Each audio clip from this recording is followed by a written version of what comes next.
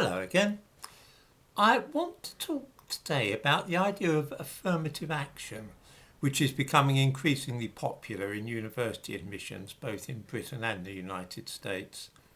In Britain, it is usually done subtly in the form of so-called contextual offers, but in America they're more brazen about it.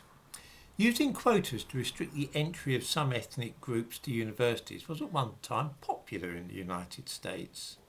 Sometimes it was practised discreetly, at other times quite overtly. Milton Winternitz, Dean of Yale's Medical School until 1935, once declared that his policy regarding admissions each year was never admit more than 5 Jews, take only 2 Italian Catholics, and take no blacks at all. So far, so good. At one time, there were in the United States various unacceptable practices and traditions based upon racial discrimination in education, but they are, thankfully, mere historical curiosities today. The United States Department of Justice began an action against Yale in 2020 under the Civil Rights Act, which was rather alarming. The situation was that it was being claimed that some minorities were being discriminated against at Yale. And this is very recent, this was less than a year ago. Let's see why that happened and what was going on. To get into Britain's Oxford and Cambridge universities and their equivalents in the United States, those of the so-called Ivy League, one needs to have very high scores in either the British A-levels, the American SAT, the Scholastic Aptitude Test, or various other similar examinations in other countries. Those whose families come from East Asia tend to score more highly in such things than either black or white students, and at the top end of the scale, the very highest marks, Chinese students dominate the field. It doesn't matter whether this is a cultural phenomenon or if people from East Asia really are more intelligent. At Harvard and Yale, which are committed to ensuring that their student body reflects the demography of the nation as a whole, this poses a conundrum. If the very best applicants academically are nearly all East Asian, what should they do? Operate a colour-blind admission system and just accept that there will in the main only be Asian Americans and white students at these universities? Because that's what would happen with a fair and unbiased admission process. But then, of course, neither university would have any black students, which would look terrible. The solution is, of course, as plain as a pikestaff. You introduce a quota system and fix things so you can keep out people of Chinese ancestry. Put so bluntly, this sounds shocking, as indeed it is, but those who are dedicated to fighting their own idea of what constitutes racism can be so single-minded in their pursuit of what they consider to be ethically correct and virtuous conduct that they disregard the possibility that their actions might ultimately be harmful to others. Their meddling in matters such as admissions to colleges is undertaken with the best of intentions, but looks objectively more than a little dubious. Indeed, in this particular case, they are happy to use the same language as that of the Nazis in Germany in the 1930s.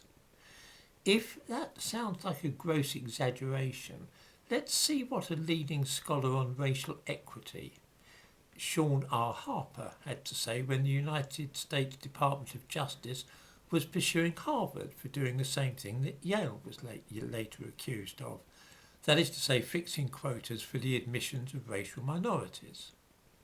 Harper, who was at that time head of the Race and Equity Center at the University of Southern California, was quoted in the press as saying, "Is the DOJ saying that it is in favour of Harvard being 100% Asian American?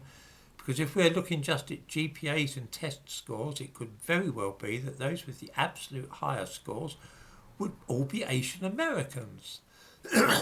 Let's compare this with something said almost 50 years earlier by a thoroughly unrepentant Nazi, a man called Dietrich Allers.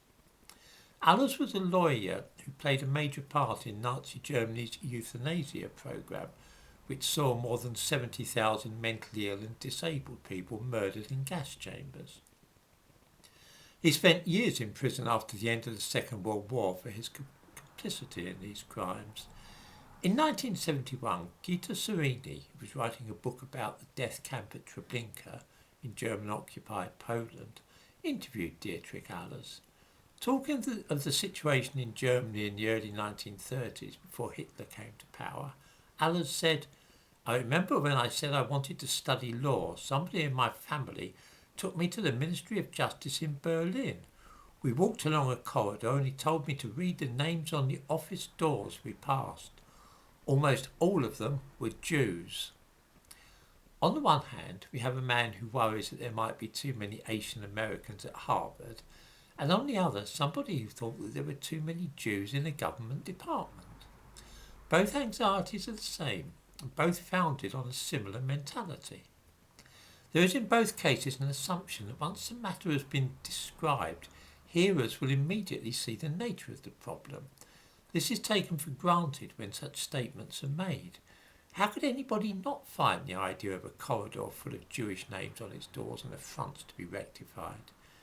In the same way, a university full of students whose families have their origins in China is plainly unthinkable. It simply cannot be right for Jews or Chinese people to do so well, and there should be some provision for ensuring that Gentiles, white people and black people are not squeezed out by these pushy characters. That essentially is what both the head of the Race and Equity Centre and the senior Nazi from the euthanasia programme are saying. Far from preventing or discouraging racism, some of the most vociferous advocates of anti-racism today have simply changed the target and are still convinced that this or that minority is getting more than its fair share of jobs, houses or places at elite universities.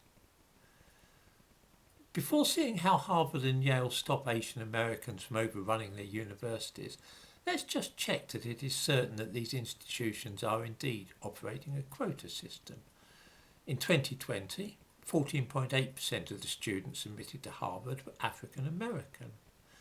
By an astonishing and uncanny coincidence, that is precisely the same percentage as the previous year.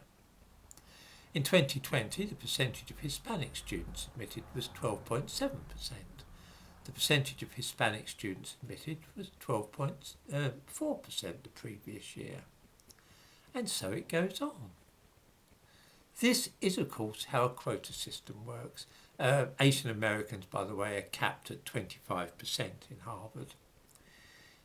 This sort of thing differs in no material way from Yale's medical school in the 1930s, with its avowed policy of taking no more than 5 Jews and 2 Italians. Yale was concerned if they didn't take this action, they would end up with nothing but Jews in their medical school. More recently, Harvard decided they didn't want to run the risk of being swamped with Asian Americans, and so capped their numbers at 25%.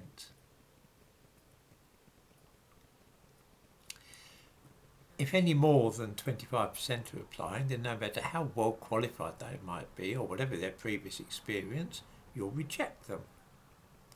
Something which will at once be seen, which is the downside of increasing diversity. That is, any attempt to give a leg up, to use the demotic expression, to one ethnicity must automatically militate to the disadvantage of those belonging to other ethnicities. Readers are probably curious to know about the mechanics entailed in undertaking such an outrageous piece of work as the quotas enforced at the best American universities. After all, Asian American applicants tend to have the highest test scores, the best academic records at school, together with impressive extracurricular activities. By any normal standard, they would make the ideal students. How do you make sure that you don't take it any more Jews or Chinese people after you've reached the limit which you've set beforehand? You can't really put up a sign saying Jews not welcome here, or perhaps no admittance to those of Chinese origin. That would be, well, racist. However, by great good fortune, Harvard discovered that people of Chinese origin tend to conform to the negative image of the brilliant but cold-hearted Orientals. They are in fact more unkind, cowardly and unlikable than the rest of us, and do not have such warm personalities. The exact means by which they uncover these traits when they're working through their admissions is a closely guarded secret.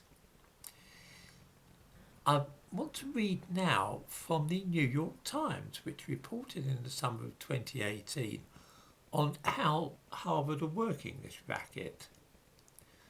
Harvard consistently rated Asian American applicants lower than others on traits like positive personality, likability, courage, kindness, and being widely respected, according to an analysis of more than 160,000 student records filed Friday by a group representing Asian American students in a lawsuit against the university. In other words, Harvard have got a secret method for judging personalities of prospective students that work against Chinese people but in favour of black people. But how that works is a secret. The Chinese people have less kindness, less courage, they're less likeable, not so widely respected, and they've got more negative personalities all round. It will hardly come as a surprise to learn that Harvard fought tooth and nail in the courts to avoid having this all come out into the open. I don't want to single Harvard out for this because Yale are up to the same tricks and so are some other universities. This is a classic illustration of the phrase coined by a Jesuit theologian, Herman Busenbaum. He wrote in Latin that when the end is lawful, the means to achieve it are likewise lawful. In this instance, the end being worked towards is a just and equitable state of affairs where all racial groups flourish to the same extent, according to their abilities. Since no one will be held back by poverty, racial discrimination and so on, this is going to need a little bit of trickery before we get to that point. So until we reach that natural and right state of affairs when the same proportion of black people are reaching the standard necessary to get into medical school at Yale or to study philosophy, politics and economics at Oxford University, the admissions will have to be artificially distorted. And that is what affirmative action amounts to. It amounts to quota systems which limit and restrict some ethnic minorities from getting into universities. It's absolutely shocking, and it's every bit as bad as the quota system that used to restrict Jews before the Second World War.